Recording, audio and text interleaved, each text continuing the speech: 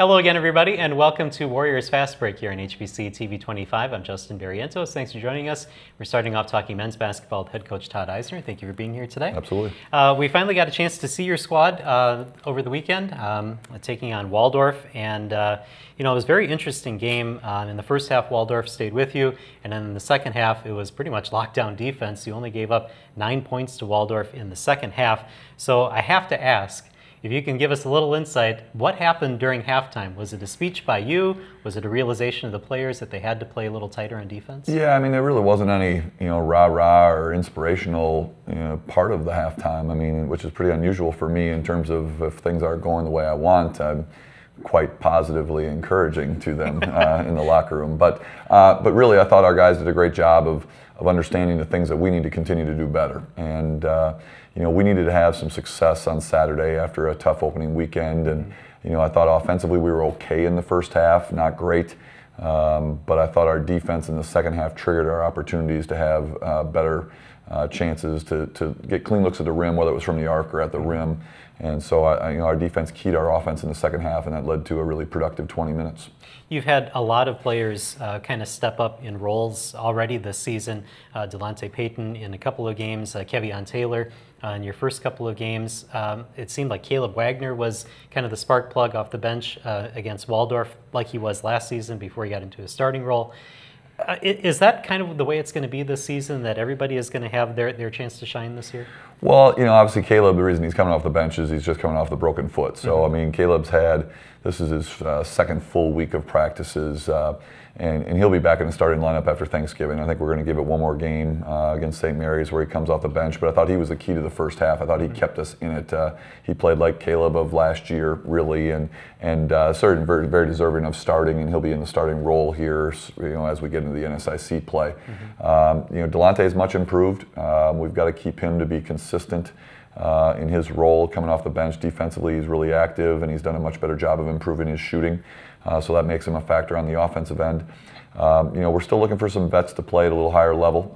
We want Devin and Kevion to be impactful players for us at both ends of the floor, and Tommy and Chuck have done a nice job so far, but we want a little bit more out of them. So, we're going to need a contribution from 8 or 9 guys on a consistent basis. I just don't think we have a team that's made up of, one guy that's going to get us 25 points on any particular night to save us, and so we're going to have good nights from a lot of guys during NSIC play to have success. And of course, you talked to me before about the injuries that have happened already this season, which has kind of forced you to have some new players and step into some roles maybe a little bit quicker than you thought. How have some of those new players kind of expanded to early playing time this season? Yeah, it's been different, and it's been challenging, certainly, in losing Caleb for 8 weeks, or it ended up being about 7 weeks, but I think he's still just getting back to normal right now. Has forced our hand a little bit early on the perimeter. And then the other injury that's impacted us, I think, is obviously Connor Flack's knee injury, which is going to cause him to miss the entire season. And what that's done is it's put Kevion at the 3 instead of the 4 for us. And I'm not sure that's doing him a great service. I think Kevion's best basketball is playing the 4. But Chuck Kuntz is healthy this year, which is the first time, knock on wood, that that's happened since I've been here. And we want to keep him healthy because he's playing very well. So to get our best players on the floor, those two will play together a lot. I'm not sure it's our best lineup overall, but we've had to mix and match pieces, and some young guys have had to step up. So, you've got Luke Martins, you've got Alec Rosner, you got Nick Klug on the perimeter. Delonte stepped into a little different role, and then on the front line, we certainly want to see more out of Max Miller at the 5 spot. And then we see Carter Larson was kind of hobbled in practice and was not available for the game on Saturday. What's his situation right now? Yeah, I mean, it's been a tough go for Carter. I mean, he came here with not necessarily with a foot injury, but he'd injured it in high school. And as soon as he started doing things last year at a higher level from a stress standpoint, the foot just gave out. So he had surgery last year at Christmas, felt good all fall. And then just on a particular day, the foot started bothering him again, and it's not a re-break of the bone. It's more of bone spurs and arthritis at age 20. Wow. That he's got in that area, and so he's actually scheduled to see his surgeon at Christmas again. And there, worst case scenario, there's a chance he might never play. Oh, wow. And that kind of sounds a little bit like, I think when Connor Flack had his injury, I think you had said that they looked at his knee and they said that it looked a lot older than what he, what it should be at his age too. And Connor just got the screws taken out of his knee on the 8th of November. The surgeon was pretty pleased with the improvement of the knee. The bone area was still a little soft, so what they're trying to do is recreate or regenerate cartilage in that area so that he has some shock absorbency if he's going to be an athlete again. Yeah, right. And so right now signs are positive. He's still got a long way to go in terms of his rehab, and we'll keep our fingers crossed that next fall we get Connor back. Okay, and then the rest of your roster, it looks like, are you redshirting 3 players this year? We're redshirting 3. We're redshirting Mitch Plombon from St. Cloud Cathedral, Tanner Brandt from Wisconsin Dells, and Bill Flowers from Lincoln Park down in Chicago. So those 3 are all going to take the year to get bigger, faster, stronger, develop their games, get used to our system, and hopefully we'll see a new and improved version of those 3 as we get to next season. All right, and then the game is St. Mary's this week, and then you're off for the Thanksgiving break and come back the following Tuesday. How do you feel you match up against St. Mary's? I know they have a new head coach, so things will be a little bit different for them. Yeah, I mean, obviously, I think they're doing a really great job. Obviously, through their first 3 games, they're 2-1 right now. Obviously, it's a local rivalry game, for lack of a better word, and new coach has brought in a new system, new enthusiasm. They seem to be adjusting very well and playing very well. Eli Cave, who missed the season last year for them, has played very, very well through their first 3 games, and so he's somebody we'll have to do a good job of making his possessions really difficult when we're on defense. And then offensively, we just got to continue to get better. It's been a little bit of a surprising struggle for us so far through the opening weekend and even the first half on Saturday, and we've got to clean up a lot of things at that end of the floor and obviously do a better job than we did last year on the defensive end, and that's still a work in progress also. All right, we're going to take a break here on Warriors Fast Break. We'll talk a little bit more about some of the games that happened earlier this season for the Warriors. That's all coming up right after this.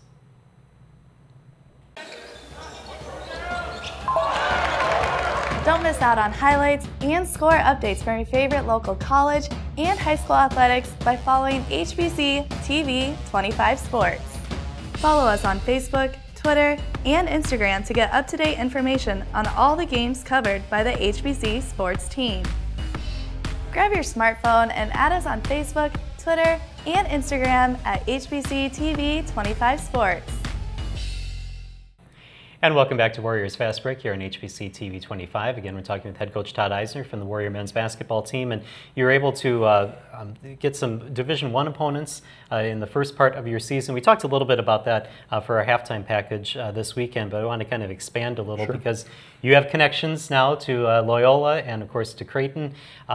I want to ask you first just about the Creighton game. Is this the first time that you've been able to bring a team back to where you played? Yeah, actually, when Coach McDermott got the job, I talked to him when I was at Midland about possibly playing, and we were in the preliminary stages of trying to see if we could work something out, and then I obviously left to come to Winona State. So this is the first time I've been back on that side of the bench, coaching at what was then the Quest Center, now the CHI Health Center, and so really neat opportunity for me personally, and hopefully a great experience for our guys also. What were some of the thoughts going through your mind as you're in there and now on the visitors bench?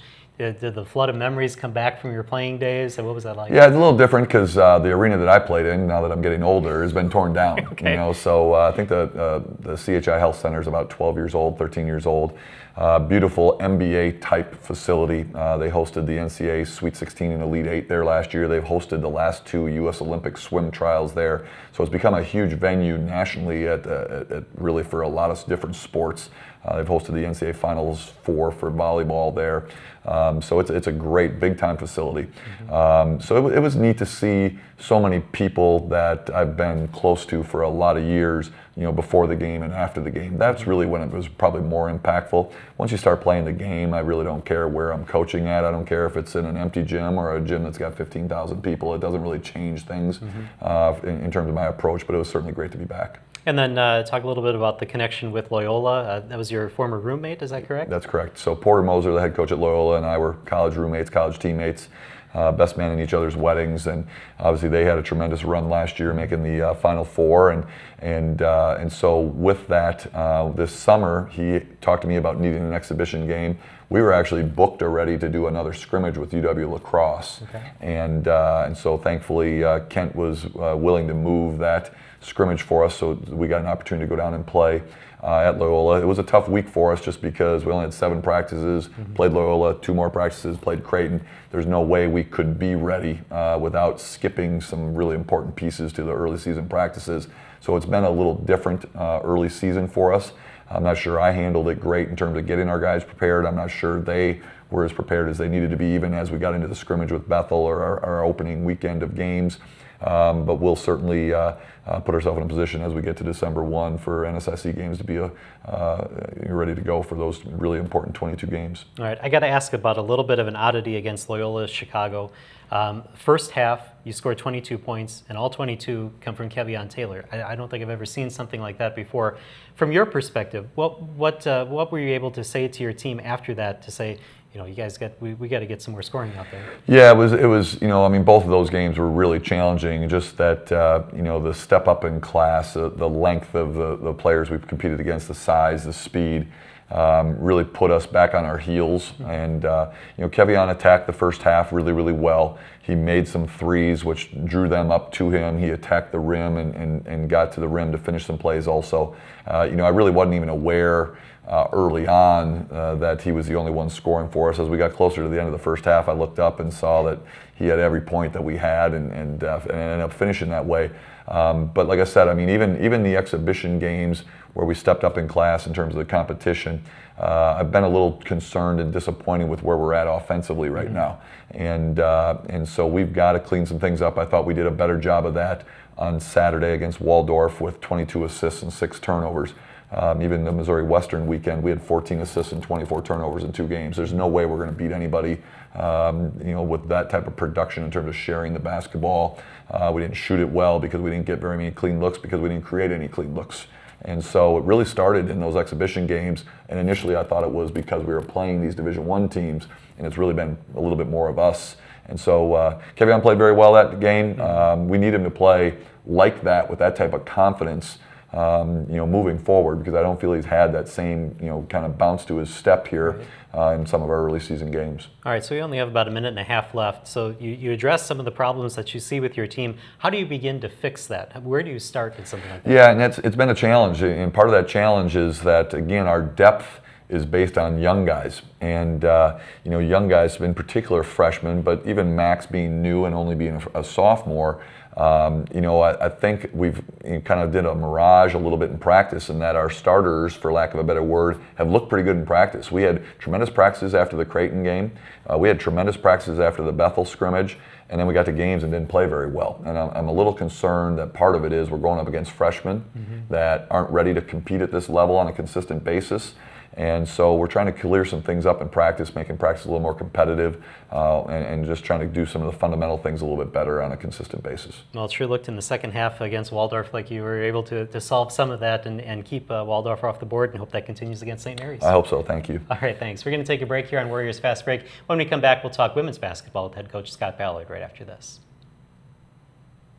Elevate your HBC TV experience with the latest technology to hit your whole home entertainment system. Record up to 6 programs simultaneously and save up to 350 hours of your favorite shows. Pause a program you're watching in one room and pick right up where you left off in another. Video on demand, wireless set-top boxes and mobile device streaming, apps including Alexa, Netflix, YouTube, and more. Call 888-474-9995 to learn more, or visit hbci.com/elevate today. Stay up to date with Winona Area Public Schools by watching Making the Grade here on HBC TV 25, presented by Cost Cutters.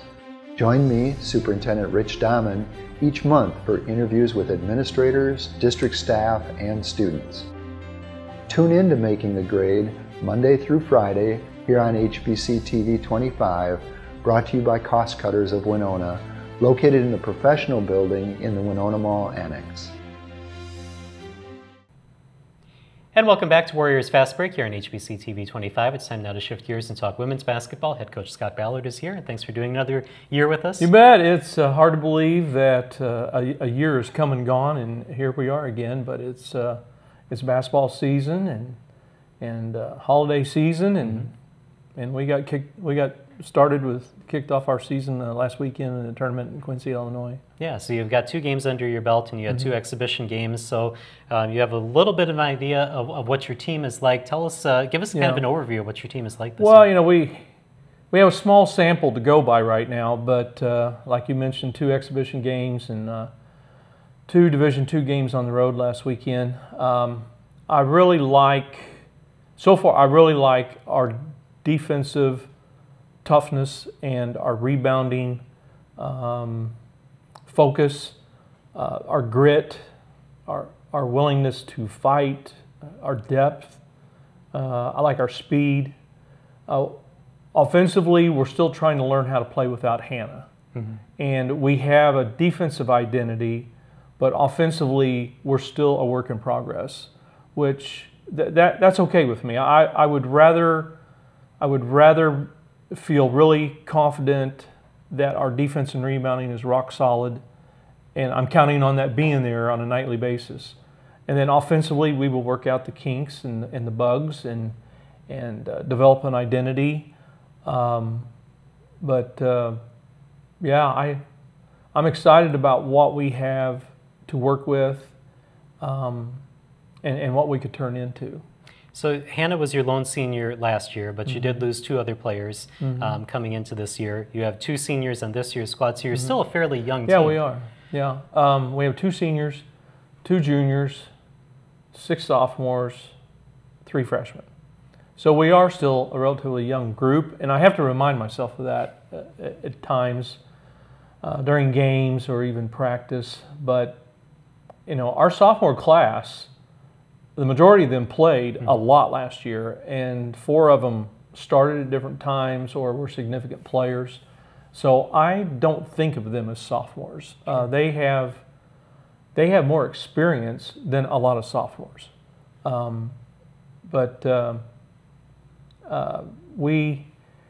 We did a lot of things well this past weekend. We played Quincy on Friday night, and even though the final score ended up 8, we were up 17 with 2.5 minutes to go, and we were up 20 with 5 minutes to go, and we had all freshmen and young people out there that last 5 minutes to get them some experience. And we didn't score. We had some opportunities, and we had 3 or 4 turnovers, and we gave up some points. We played like young people, but they need that. They need that game time experience as many times as we can find it for them. So that really wasn't as close a game as what the final score was. Then against Truman, who's 5-0, they're a really good team. They're picked 4th in the GLVC league. They have an experienced backcourt, and they have 3 6'2" post players that are very athletic or very skilled. And they had been out rebounding their opponents by 16 a game through their first 4 games. We out rebounded them by 9. We really did a good job with that. Our Achilles heel in that game was both teams guard each other really hard. So it was a low shooting percentage game by both teams. The difference in the game was that we ended up with 17 turnovers, and 8 of them were just silly, goofy things where, you know, we hit a teammate in the back with the ball, we bounce it off our foot against the press, and it goes rolling to the front person, they get a breakaway. We fall down making a post move. I mean, just silly, goofy things like that. But we still had a chance to win that game. The last 30 seconds was nuts. Yeah. We took a 2-point lead with 18 seconds to go. They called timeout, advanced the ball in the women's game like the NBA.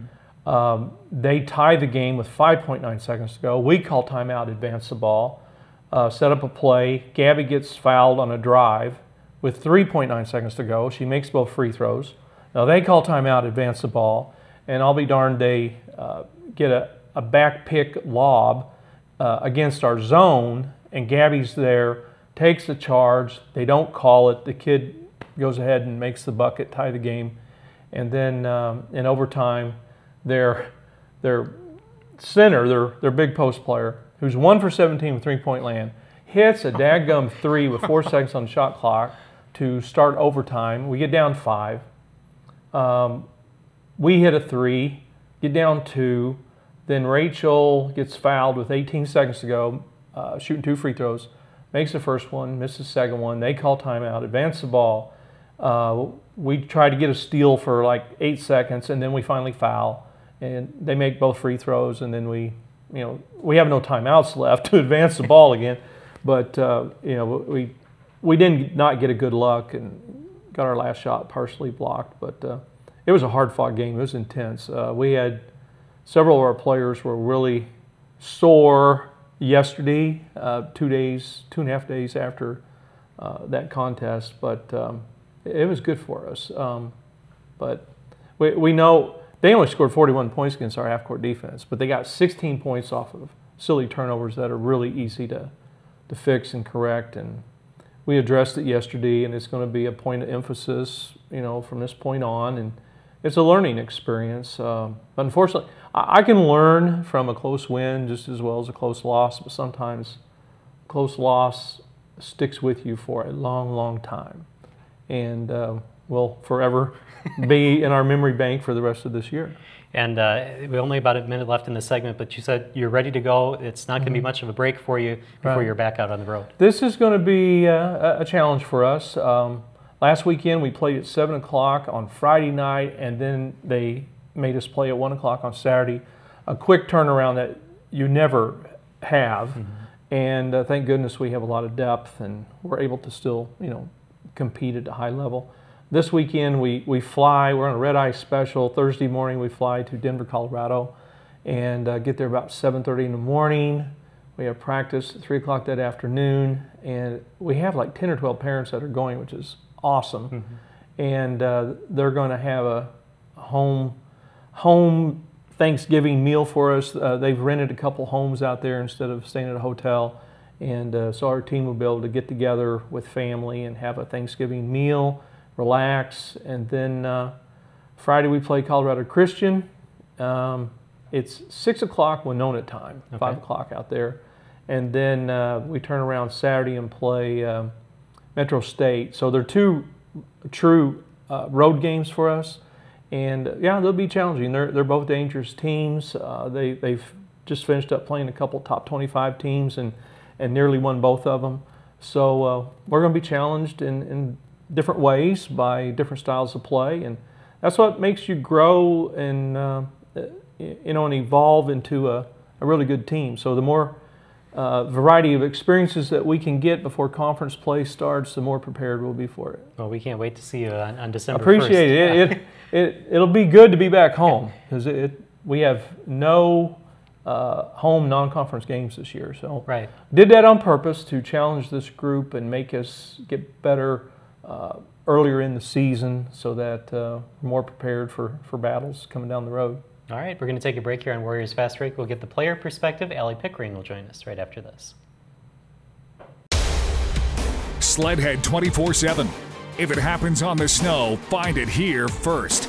Snowmobile destinations, sled evaluations, lifestyles, aftermarket and product reviews, highlighting all aspects of racing, and get the inside coverage on the AMSOIL Championship Snowcross. Sledhead 24/7, where we are everything snowmobile.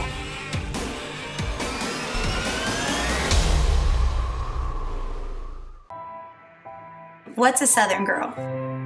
It's waking up before the sun rises. It's loving the simple things in life like the dirt roads that lead you home. It's working hard to get what you want.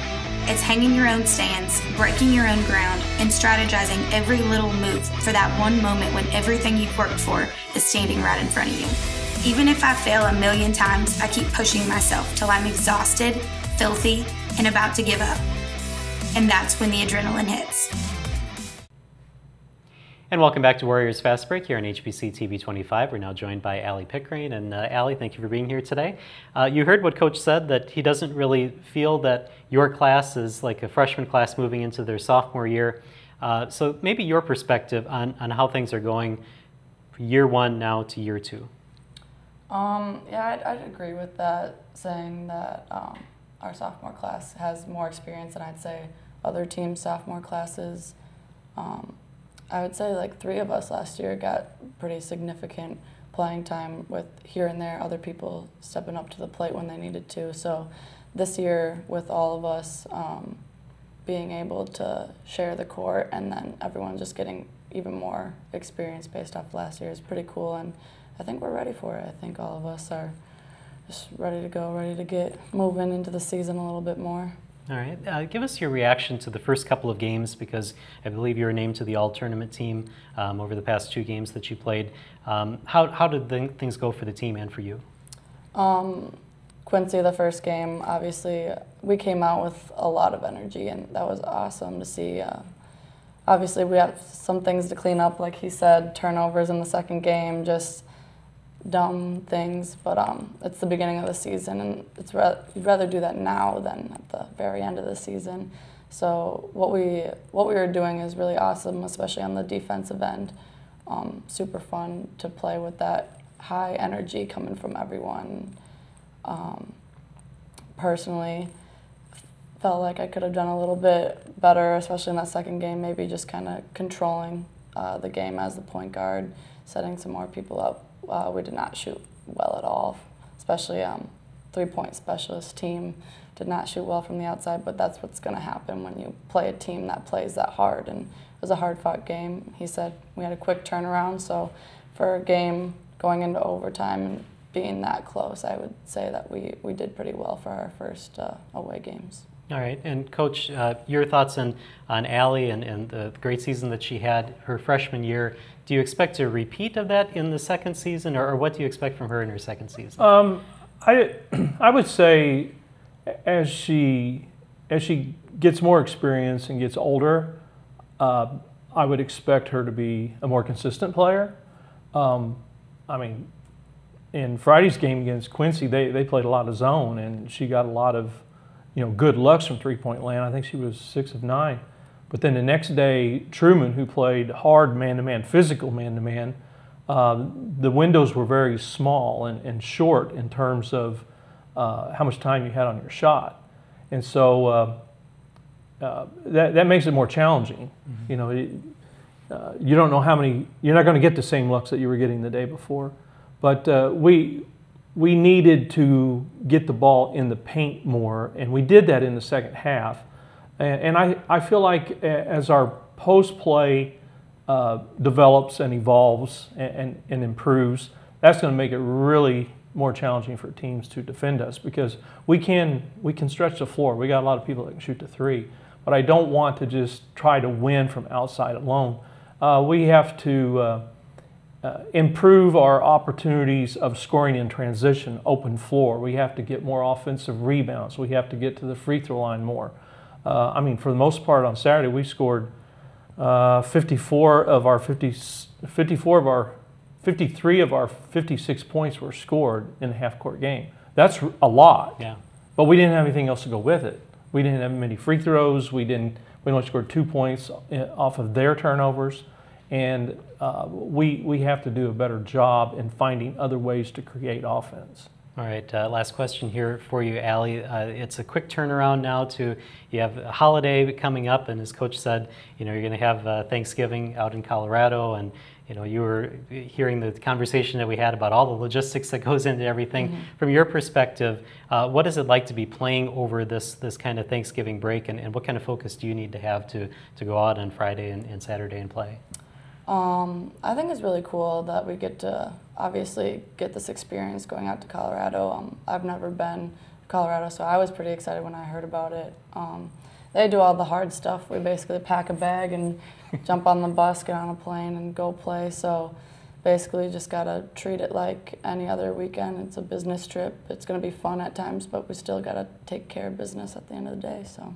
All right. Well, good luck this weekend and for the rest of the season, and happy Thanksgiving to both Thank of you. you. We hope all the viewers and our fans will have a great holiday season as well. All right. Thank you for joining us here on Warriors Fast Break. We'll see you next week here on HBC TV 25.